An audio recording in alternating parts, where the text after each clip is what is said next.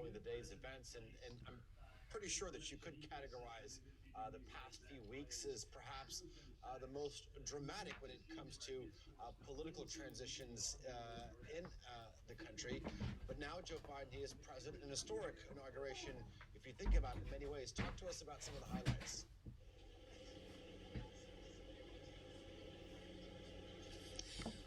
One of the most important things to note is that it wasn't open to the public because of COVID and safety concerns. So right behind me here on the National Mall, there are 200,000 flags representing all 50 states, representing all the people that couldn't come out, ordinary citizens that like to come out and see this transition from president to president, this swearing in. Usually it's filled here.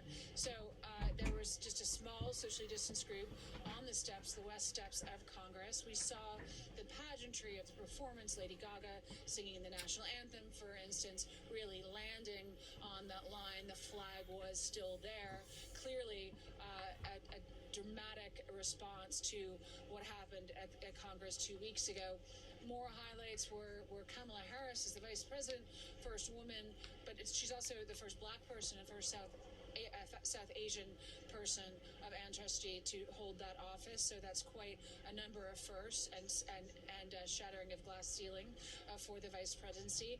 And then you've got the oldest president taking over, who ran for office twice before for the president's office and lost.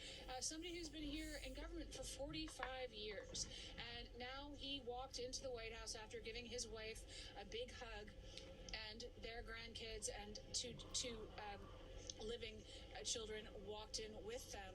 He did lose Beau Biden, his son, several years ago, and that grief almost crushed him. He didn't run for office that year. He came back far from behind at one point and won, and mainly also on a black American ticket, black women, female ticket. So Kamala Harris really representing so many women in places like South Carolina where he took the lead. So it's a really historic day for many, and what he talked about was an America for all Americans. And then when he came into the White House today, it was get to work. And so he sat at the Resolute desk, and there was a bust of Cesar Chavez, the labor union organizer behind him, labor organizer, symbolic because he chose that statue to be behind him.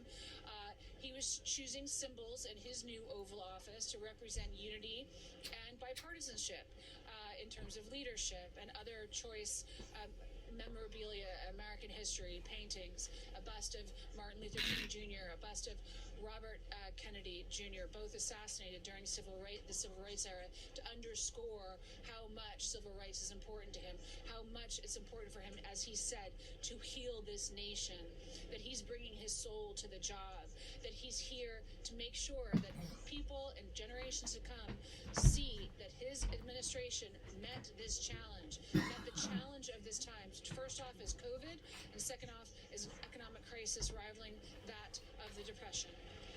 All right, our Courtney Kealy out on the National Mall with the Capitol, the venue of the inauguration in the background. Thank you very much.